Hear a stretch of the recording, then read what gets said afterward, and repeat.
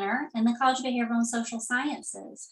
And if you haven't already, we'd love to know who is attending today. If you'd like to list your major and class year in the chat box, our panelists would love to know who is in attendance.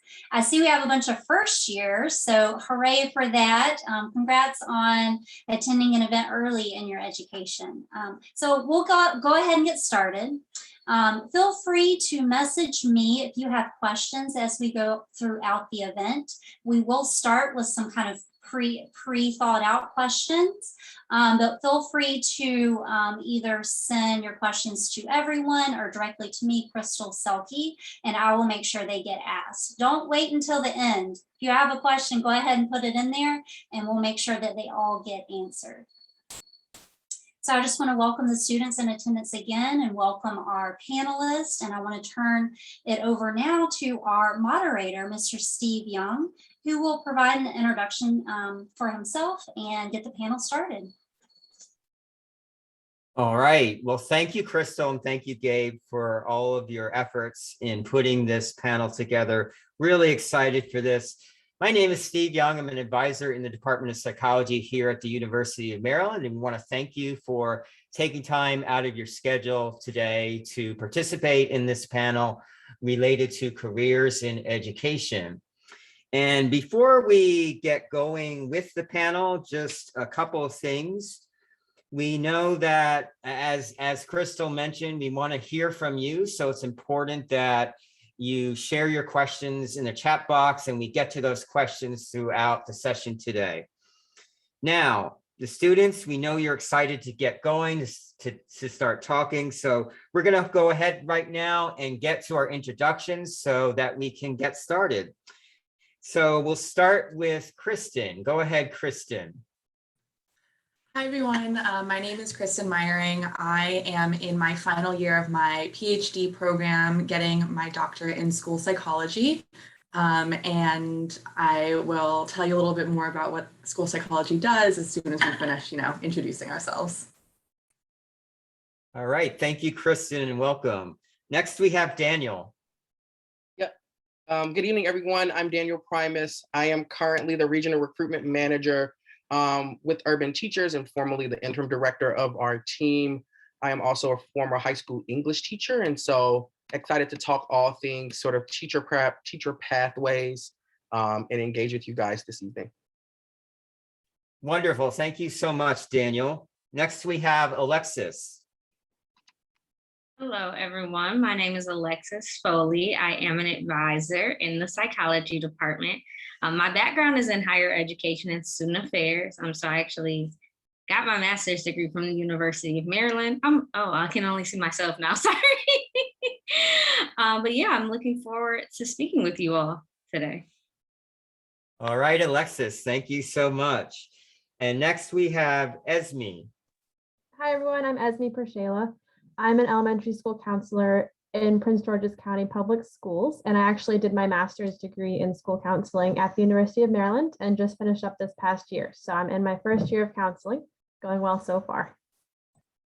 All right, awesome. Thank you so much, Esme. And finally, we have Destiny.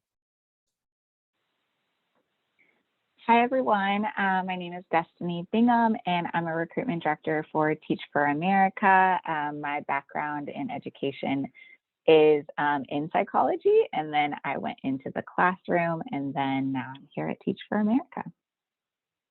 All right, thank you, Destiny. Remember, participants, get those questions coming. Okay, speaking of questions, we're going to go ahead and start off our questions here. And our first question for the panel is, can you please tell us more about who you are, what you do, and the nature of your organization and position? And anyone can jump in first.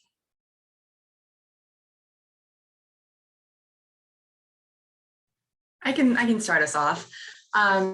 So as I mentioned, I am currently in my last year of my doctoral program in school psychology. So I studied psychology as an undergrad, and I kind of knew at that point I wanted to get a higher degree in psychology. And I knew I loved working with kids. I had done a lot of work in my undergrad in the school systems, kind of bridging the gap between education and psychology, and I really liked that. So I went to work for a few years after my undergrad, and I knew I wanted to go back and work with kids. And so when looking into programs between clinical and counseling psych and school psych, I thought, what better way to ensure that I'm working with kids and working with kids within the educational system than a school psych degree. So what that looks like for me is, as I mentioned, I'm still currently finishing up my coursework and my practicum. But once I'm fully a school psychologist, I will be doing a lot of therapeutic services with kids within the school system. So that can be things like one-on-one counseling, group counseling, as well as diagnostic assessments. So determining if they're eligible for services with a disability. And I also do some more systems level work. So working with the systems in terms of consultation or research, wherever there's a need for a psychologist, that's where my role would be. And I hope to get licensed in psychology one day. So that would allow me to transfer it between, being in a school or a private setting or a hospital. So hopefully one day that's where I'll end up.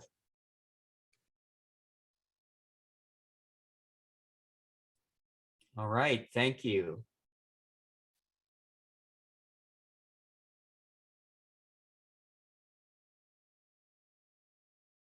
I'll go next. So again, my name is Alexis Foley. I'm an advisor in the psychology department. And my day-to-day, I guess I'll talk a little bit about the background, the foundation that I needed to do this work. So like I mentioned, I got my master's degree in higher education and student affairs at the University of Maryland. And a lot of what my coursework looked like in that program was we focused a lot on student development theory, on the history of higher education, on understanding the foundation of the field of higher education, and then also understanding college students and people. So thinking about like the application of psychology, I know a lot of you are psychology students. There is a lot of that theoretical foundation. There's a theoretical foundation that goes into the work that I do. Another part of the curriculum was counseling. So I chose a counseling route. And so that gave me the foundation to work with college students, conversational skills, empathizing. And so really applying a counseling lens to the work that I do. And so now I'm an advisor. And so I do some teaching, some advising, and then also some administrative work as part of my role. So every day kind of looks a little bit different. I teach the professional development course for our psychology students, meet with psychology students to discuss their, whether it's course planning or navigating different things within the classroom. So that's really kind of like the base of it. But yeah. Thank you, Alexis. I can hop on in there too next. Again, everyone, I'm Daniel Primus. And so my journey to where I am now in education kind of started in undergrad, doing a lot of volunteer work with like students. I was reading in the mornings and supporting with after school in the afternoons. And so really found myself just in and around a classroom and supporting like youth development more largely while I was in undergrad. And that sort of put me on a path to think about this being a career choice for me. And so at the time, a lot of friends of mine were going through and applying to Teach for America. And so I took them up on that. And I actually also applied and was a 2014 Chicago Corps member with Teach for America. And I taught high school English back home in Chicago. And so really loved my placement, really loved the students that I was working with. And ultimately left the classroom to pursue a master's degree at Temple. And so I went into an urban education policy program there. Ultimately, I also, while at Temple, started doing a lot of work around teacher diversity work, really thinking about making sure our classrooms have diverse representation, making sure students can see themselves represented in the teachers that are in front of them. And so did a lot of that work with the school district in Philadelphia, and transitioned to a role at Urban Teachers, which is where I am now. A little bit of context about us. We are a 4-year teacher preparation and training program, really designed for those folks who, like myself, didn't major in education, was not on a path. I was an English major in undergrad. Before that, I was a biology major. Long story. But I kept it short and made the switch. And so for folks who have an interest and a passion for serving communities, for social justice, for equity work, I found myself leaning into the classroom as a means of achieving that. And that's what our program is really about, taking those folks who did not initially think that they wanted to be teachers and set them on a path to really strong teacher development and support. We have 3 core pillars. We are a residency, so you spend a full year co-teaching. You are also going to be enrolled as a master's degree student, so we are newly announcing a partnership with American University. And our participants will receive a Master's of Arts in Teaching. And then you get quite a bit of coaching and support in the program, close to 85 hours over the first 3 years with us. Happy to share more about sort of the program, but that's a little bit about my journey too. All right, great. Thank you so much, Daniel.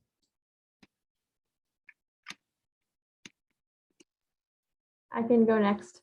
So I'm Esme Pershela. I'm an elementary school counselor in Prince George's County Public Schools. And I started out kind of similar to Daniel as a history major, nothing related to education.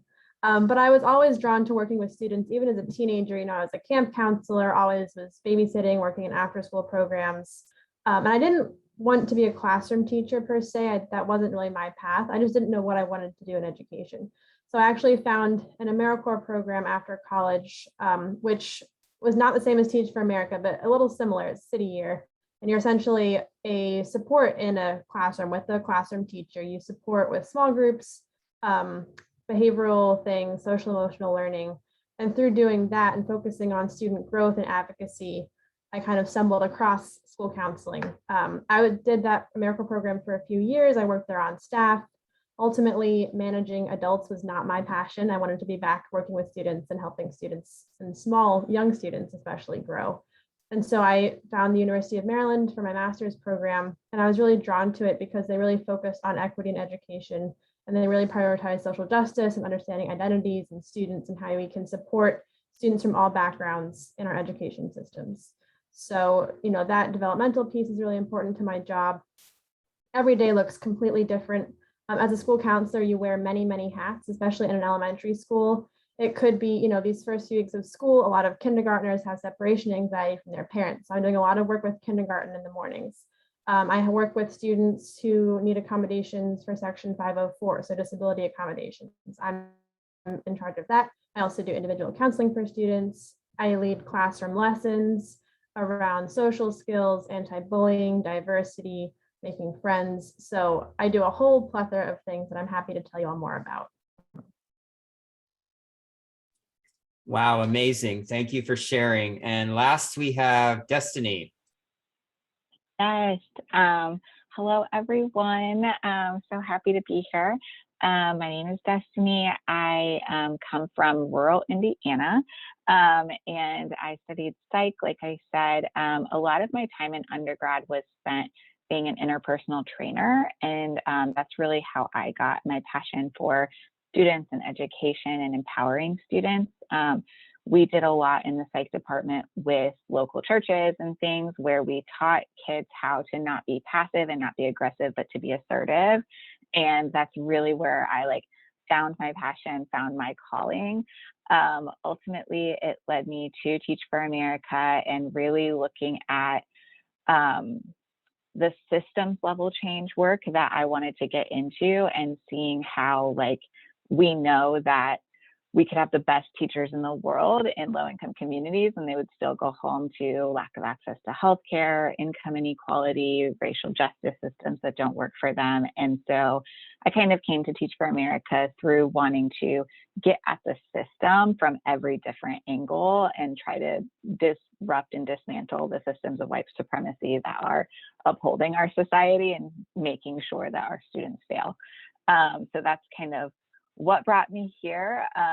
Now I have been with Teach for America for 4 years and recruit students at UMD. This is my 4th year at UMD and just absolutely love my Terps, and have just been blown away by the caliber of students that I get to work with. I was just on campus 2 weeks ago. I wish this was like in person, so I could see all of your wonderful faces in person. But yeah, I'll share more about Teach for America probably later, but that is me and what I did. Thank you, Destiny. And thank you all for sharing your stories. It's quite humbling. You are all change agents. And I will say one of the common themes I heard from all of your introductions was that your major doesn't necessarily define your career path. It sounds like for a lot of you, you had experiences that really impacted you and helped to direct your career path. And that's so great for the students to hear. We're going to continue on with our prepared questions, but remember, students, we do want to hear from you. So please feel free again to put your questions in the chat box. So our next question for the panel is, can you share some of the skills or qualities that you think are most essential for your current position or field? And this can be anyone, any of you.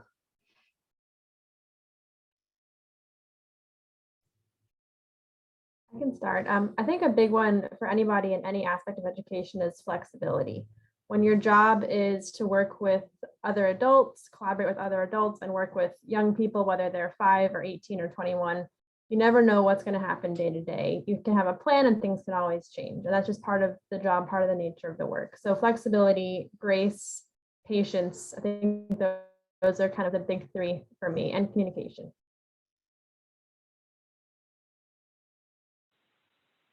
Yeah, I would say leadership skills. I think everything comes back to leadership, and like how I and Teach for America define leadership is, are you able to set a really ambitious goal, overcome obstacles to get there, and then like have impactful results after.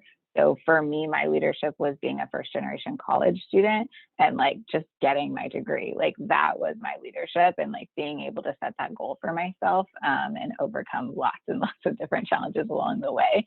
But to me, it's really everything in my post-grad career has always come back to leadership skills and being able to set and achieve ambitious goals.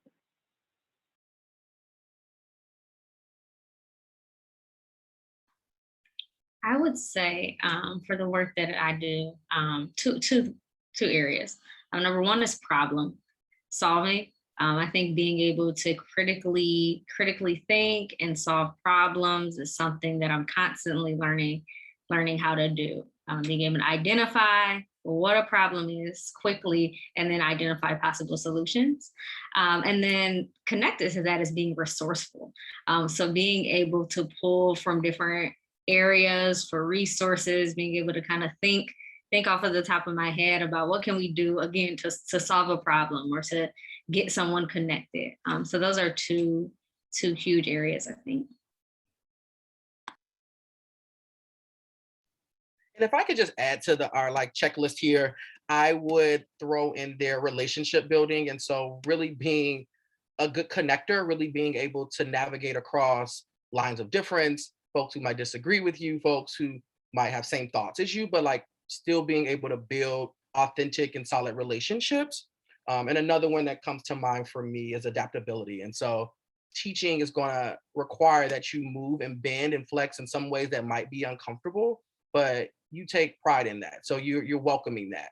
So being adaptable and building solid relationships are some of the ones that come to mind for me.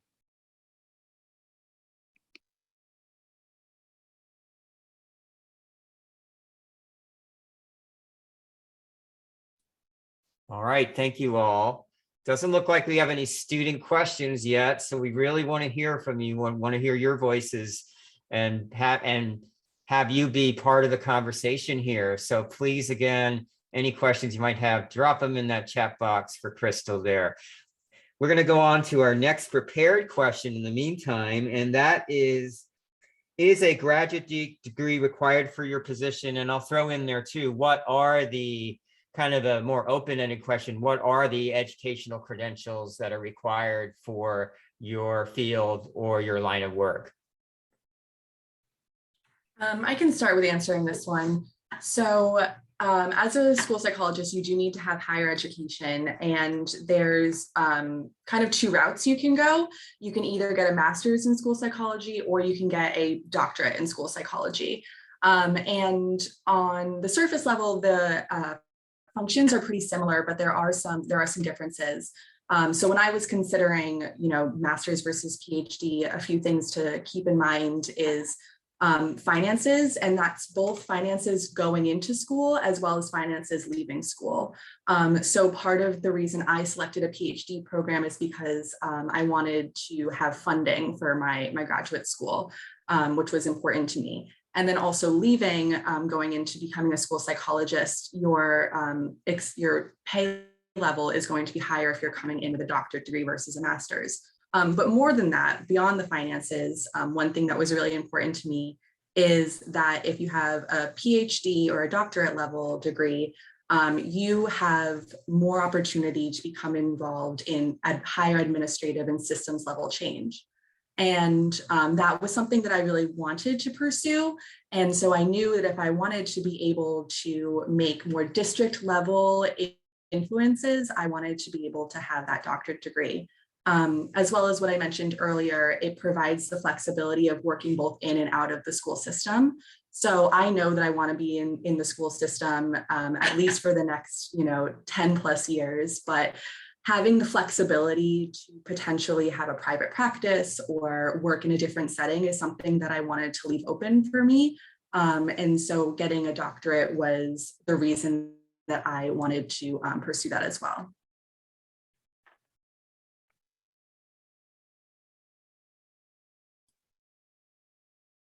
Okay, thank you, Kristen. Anyone else on the educational credentials for your field and position? School counselors do require a master's degree. So I have a bachelor's and a master's degree. And one follow-up question for Esme, was funding hard to receive for your master's program, or what are some ways that you looked at funding?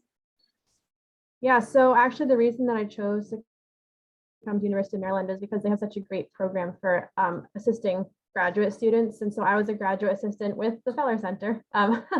So yeah, my program is 60 credits. So over 2 years, so it's a very high credit load program. We had winter and summer classes. And for the most part, pretty much all of my credits were covered by the graduate assistantship. I think the first and second semester, and the first year, I had to pay a little bit out of pocket for a few extra credits, but you get the in-state tuition. Even though I live in DC, so I wasn't qualified for in-state, but as a graduate assistant, you do receive in-state tuition. So I only applied to UMD because if I didn't get in there, I couldn't afford to go to grad school. So that was a big factor for me. So definitely look at options like TAs or graduate assistantships or fellowships that you can do for sure. What's a TA, Esme? TA is a teaching assistant. There's also research assistants, RA. Yeah, there's lots of acronyms, but yeah, I was more of an admin role as a graduate assistant, but you can find teaching positions, research positions, things like that. So those are positions that you can look for once you've been accepted into a school, right? Mm-hmm. Excellent.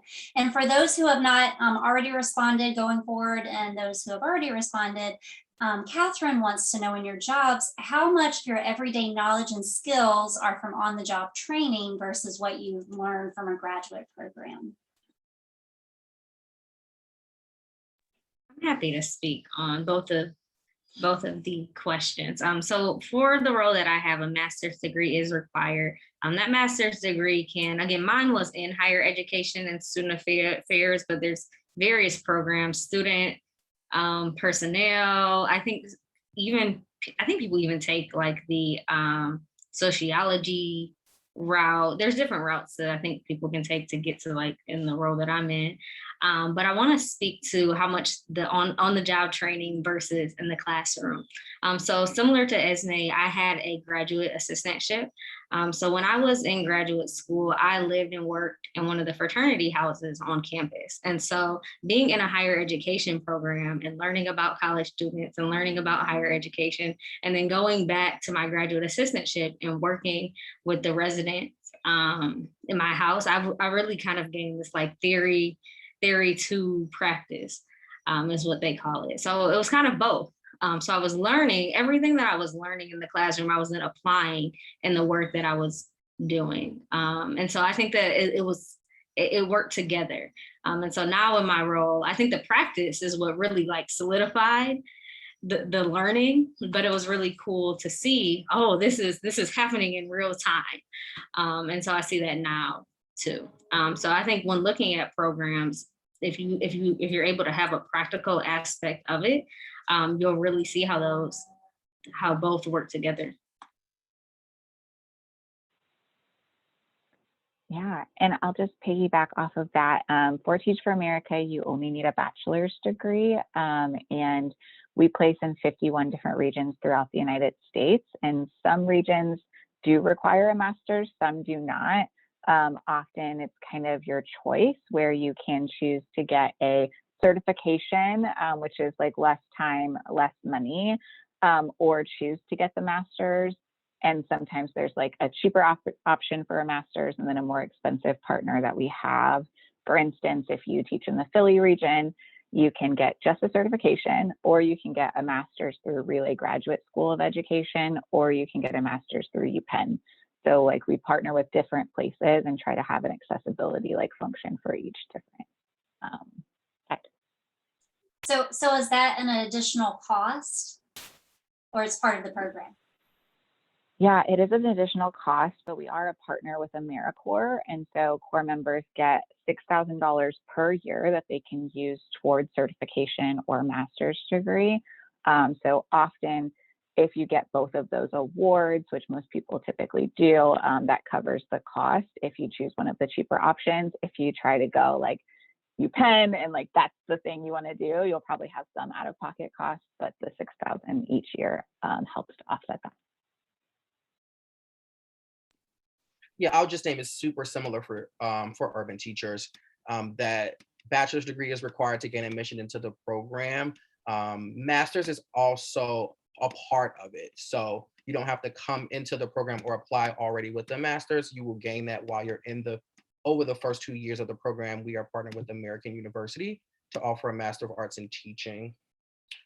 So yeah, and I think it just opens up doors as you think about school leadership opportunities, as you think about just expanding your opportunities outside of the classroom. Having that master's will certainly set you apart. I just want to jump in and answer the question about on-the-job training versus grad school. Kind of similar to what Alexis said earlier, my program it's very theory-based, and you do practice your helping skills and counseling skills and group counseling and individual counseling. But transitioning into the school system, your first year as a school counselor is essentially your third year of grad school, because each school system has such different processes and procedures, and there's so much to learn about. How do you write a 504 plan? How do you implement this thing? What does your individual school need? So a lot of it is you learning how your school functions and then how your school district functions, which they can't necessarily teach you in grad school. So it is a learning curve once you finish grad school, but they do prepare you well, but there's a lot more to learn. That's a good point, Esme. And then did you have to do an internship, and perhaps you learned a little bit about the school district then? Mm-hmm. Yeah, definitely. So in my program, you do 3 semesters of internships. The first semester is a practicum, it's 100 hours. Your second year, each semester, you do 300 hours. So you do a total of 700 hours over your program. And I interned in Prince George's County. I was lucky enough to actually get hired at my internship site from the last semester. So I kind of, knew what I was getting into going in. So the internships are really helpful. And it's up to you as well to kind of take initiative in that internship and ask, can I learn to do this? How do you do this role and things like that. It's amazing. I've got a couple more graduate school programs. Can you tell us a little bit more about particular things that students can do with a school psychology master's? Yeah, absolutely. So a lot of the basic functions that I discussed when I was like first introducing what a school psych does, you can do with a master's. So all of those therapeutic services that you would be providing to kids, like individual counseling, group therapy, et cetera, those you can do with a master's. You can still do assessments to determine if they meet criteria for an educational disability. One distinction between a master's level and a doctorate level, though, is you can't make a diagnosis. So you can determine if they meet criteria for an educational disability, but you cannot say that they have a diagnosis of blank. And that is something that you can do with a doctorate level. And as I mentioned before, if you're interested at all in going into, having more of a systems level administrative role, that's not to say you can't do it with a master's, but they often do look for someone with a PhD, because there's additional training that you get with your PhD program about more systems level approaches. That's often what they're sought after. But if you did have just a master's, that's not to say that you wouldn't be doing a lot of the same services that you'd be doing with a PhD. You'd probably still be in a school in charge of a large caseload of kids, making sure that they're getting all of their IEPs in order, providing therapeutic services, providing some consultation with teachers. So a lot of the day-to-day would look pretty similar. Thank you. We'll stay with Kristen. I want to go down the line and ask a great question Samantha posed. She wants to know, does it take longer for a PhD or a master's if your undergrad is in an unrelated field? But I think this is also good. Can you tell us, PhD wise, how long is it going to take you? And do you think your undergrad helped you get into the program? Yes, great two questions. So I'll start with the first. In terms of the length of time in your master's or PhD program, that will not change depending on if you studied psychology or education as an undergrad. But the length of time in your program will change depending on if you're getting a master's or if you're getting a PhD. So masters in school psych are generally 2 years with an internship year. A PhD is 5 to 6 years. So it's quite a bit longer. And then the second part of your question was undergrad experiences that got me here or that get someone here. Is that correct? You pretty much answered it. Okay. Is this a science field where you need certain biology classes to get into? I think is what the essence is. Right. No, that's not the case. It's much more that they're looking for experience. If you're doing a doctorate level, they're looking for like research experience as well as like clinical experience that you can get in undergrad. You don't have to have a job as a researcher or a clinician before applying to get your doctorate. But things like working in a lab or working in a more clinical setting as an internship or doing research or volunteer work, those are the kind of things that they're going to look for more so than like how much neuroscience did you take? Excellent. Daniel, how long does urban teachers would that take if you got the master's? Does it vary? Yeah, that's a great question. And so the master's degree is built into the actual model of the program. So it's over the first 2 years with us. So your residency year and then your second year in the program, you are working towards that master's degree, that Master of Arts in Teaching. And so you will spend time in the morning sort of with students in your school placement with your host teacher and then taking classes in the evenings. And it'll look very similar in the second year of the program where you will teach the full day and then finish up your classes in the evenings, ultimately leading towards that master's at the end of year 2 and teaching certifications in year 3. And that's regardless of undergrad study? That's correct. Yep. Excellent. Thank you. Destiny, Teach for America. Yeah, honestly, the same thing. That's typically what our core members do is they take night classes for their masters if they're getting their master's in teaching. If they're just getting a certification in teaching, which is an option in most of our regions, it's obviously like less time commitment and less money. Excellent. Alexis, did it take you 2 years? Yeah, so it was a 2-year program, and my background was in, I think you all asked like if you needed to have a background in that field. My background was in business, and so what prepared me for my master's program was like involvements in college and things like that. I'm being involved outside of the classroom. Great tips. And then Esme, to your program. Yep, to your program. So there's a national standard that school counseling programs have to adhere to, and it's a 60 credit requirement. So it's 2 years, but it was 2 winter terms and a summer term. So it's like very full school. But some schools, I think Johns Hopkins has an 18-month program. So depending on where you go, it can be different for school counseling. Oh, that's a good point. I want to stick with you. There's another question that came in. You mentioned that there are internship hours in school counseling. So 2-part question. Does the department help you locate openings? And secondly, could they ever be paid? That's a great question. So they did place us. We didn't have to search for our own placements. That may be different at different schools. The University of Maryland has a partnership with Prince George's County. And so they work with their head office to place us. So we kind of put our preference, but the way that they work is you do 3 internship semesters. And so you work in an elementary school, middle, and high school. So you see all levels. And you can put your preference down for which level you want to be in which semester and kind of location in PG County, because it's a huge county. So you can let them know where you live so your commute's not too long. But we were placed. We didn't really have a choice of where to go. And then they're not paid. It'd be great if they were, but they don't have the funding for that. But as a graduate assistant, in addition to getting tuition remission, you also do get a stipend as a graduate assistant. So I was paid that way through grad school. Very good point. Olivia's been very patient. I'm going to switch tracks a little bit. She wants to know, has there been hardships in your career path? And then how did you overcome them? And so anyone may respond.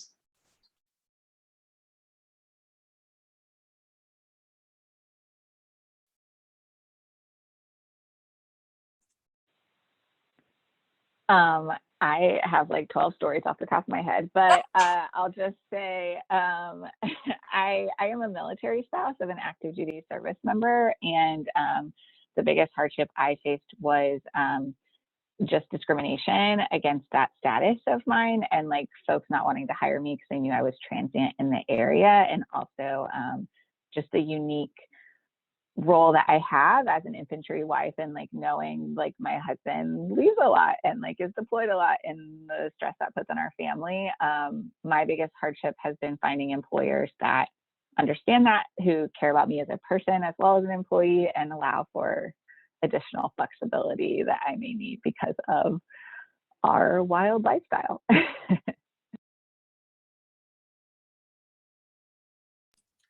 Such informative information. This is great, and great questions by the students. Thank you so much.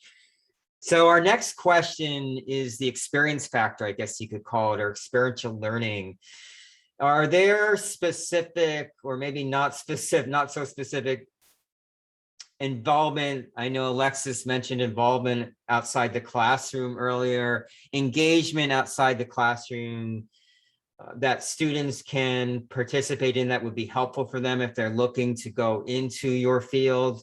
We're kind of, again, looking at experiences outside the classroom, internships, research, volunteering, and, you know, connecting with maybe professional associations, things like that. And I think Daniel, we could start with Daniel, maybe. I don't mean to put him on the spot, but I thought you in particular really told that narrative about experiences that you had as an undergrad that really shaped your direction and such. Do you mind sharing? Yeah, thanks, Steve. No, for sure. I was just thinking about this. I was like, I think for me, some of the things that I would recommend as like experiences to have as you think about a path into teaching and into the profession. And I being very general here, but honestly, as much time with kids that you can have, as much time in and around school spaces is always valued and important. That can be tutoring, that can be nannying, that can be leading an after school organization, that can be working as like a mentor at a nearby high school. And so I think as much exposure, experience, and time you can spend supporting youth, working with students, the better you are and will kind of lessen that shock factor when you are entering classrooms and being asked to build relationships and build rapport with students. That was largely what I did, right? I spent a lot of times volunteering, working as an after school instructor, doing summer camps, right? So all of these experiences, I think the lesson here is like, don't think anything is not important. So like all the time you're spending, if it's 1 hour a week you're reading the kids, like that's valuable, that's important. Those experiences matter. So that's the headline for me.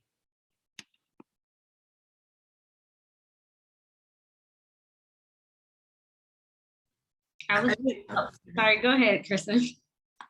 I'll be really quick because I think I already said this, but in addition to being a graduate student, I also serve as a student on the application committee for incoming grad students.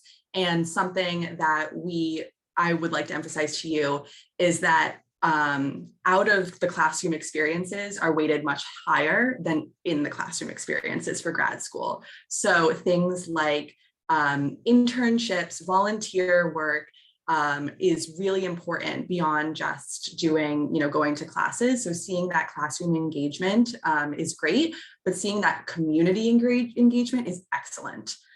So we love to see that you are, taking initiative to, much like Daniel said, work with kids, seek out opportunities that are in addition to just what you're learning in class, because that shows that this is something you're passionate about and that you're excited about.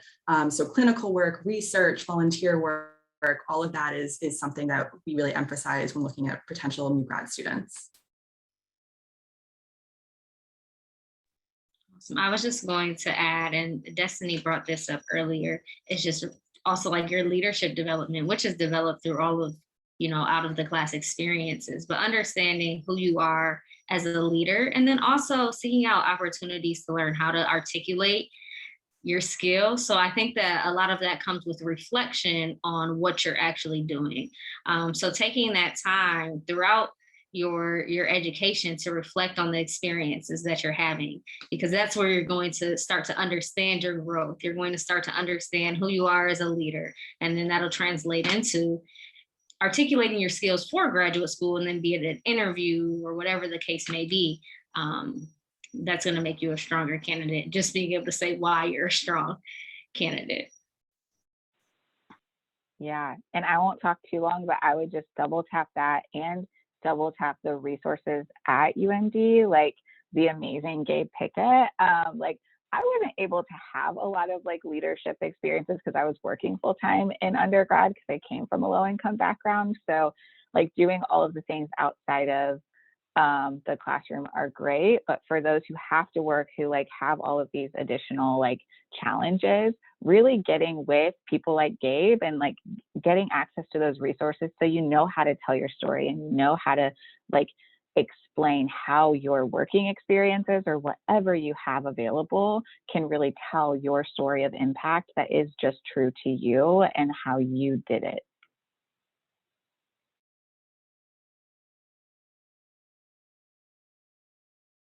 Yeah, and I'll put in a plug too for our Psych 123 class to the students. The Psychology of Getting Hired course is a lot of what we're talking about right now is helping you to understand your value of the experiences you're having. And as Alexis mentioned, and several others mentioned, the reflection, the processing of your experiences, and being able to translate your experiences into how you will impact others, how you will impact or contribute to an organization is so important. So I think we have one question yet in the chat box. Crystal, is that right? Or no? Well, there was one question about if a student's not ready to jump into a master's program in student affairs or school counseling or school psychology, are there 1 to 2 year or 3 year programs other than Teach for America or Urban Teachers that could serve as a gap year that would allow the student to see if they like that field? Any suggestions there? I can plug the one that I did. So I did an AmeriCorps program called City Year and you're not a lead teacher in a classroom, you're paired with a teacher. And your role is to focus on the ABCs, attendance, behavior, and course performance with students. So that means pulling small groups, but also like helping in the whole classroom setting, doing after school, being a mentor for social emotional learning. You serve 10 hours a day because you do a school day plus after school. It's for a school year. And you have the option to stay after if you'd like to be a team leader. You can do more than 1 year. But I found that program because I had a friend who did another AmeriCorps program, which was NCCC. And that's like a conservation, Habitat for Humanity, national park type AmeriCorps program. And I went on the AmeriCorps website and I was like, oh, wow, they have education programs. And I found City Year through that.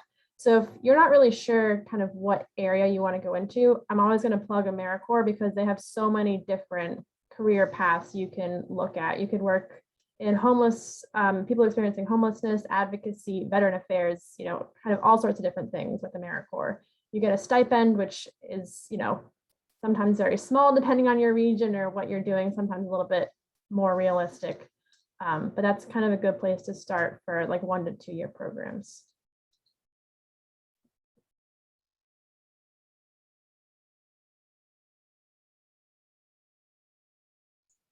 I got one more question. Oh, Destiny, do you have something?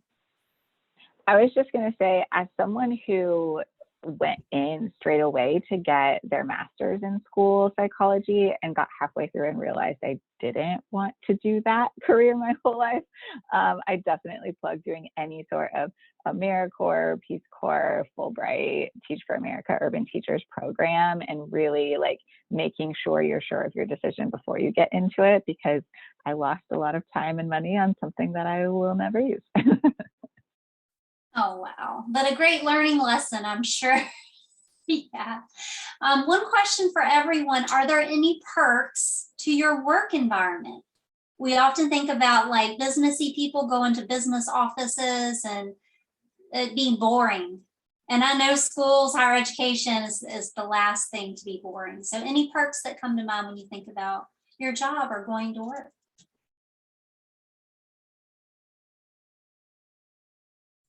I mean, working in a school, you do a year's worth of work in 10 months. But you do have summers and winter break and spring break. And I get home at around 3:34 each day, but there's always more to do in education. So that's kind of an important lesson too, is setting boundaries in your work, your home, what's it called, work-life balance. Very important. No matter what you do in education, there's always more to do and more people to assist the next day. So take your own personal time. I'm going to leave you with that as well. But yeah, working in school systems, you do get those breaks.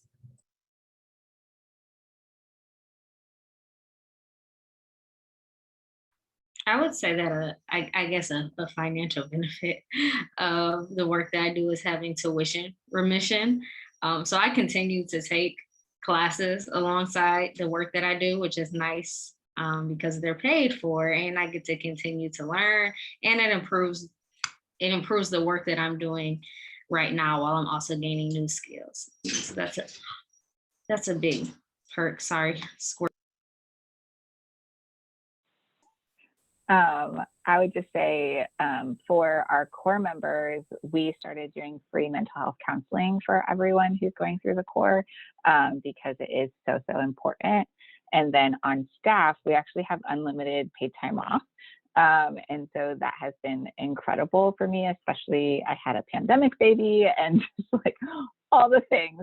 So working remotely and having unlimited paid time off has been killer for me.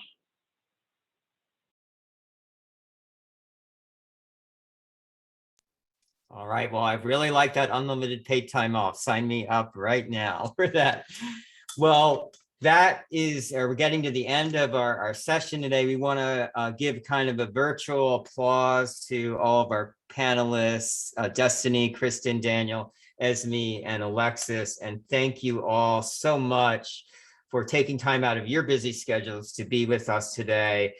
As I will often say to students, from my experience as a first-gen student many years ago, I learned so much more outside the classroom, talking to professionals, networking with professionals. So we hope, especially for the first-year students who participated, that this is just the beginning of your continued participation in future events.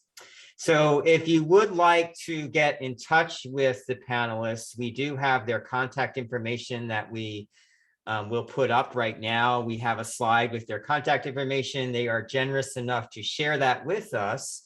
So all of their contact information is here. We do want to put in a plug for some of the upcoming events that you see on the right-hand side of the page here. We hope again that you all will continue to be engaged and give your career development some momentum by participating in future events such as this. This event, again, is being recorded, so you can look for this. I'm assuming Crystal and Gabe will put that on the careers page, or where can they find the recording for the event? The recording for the event will be on the University Career Center YouTube page. Got you. Thank you so much, Gabe. With that being said, we want to again thank all of you for attending, and we wish you continued health, happiness, and safety. Have a great evening.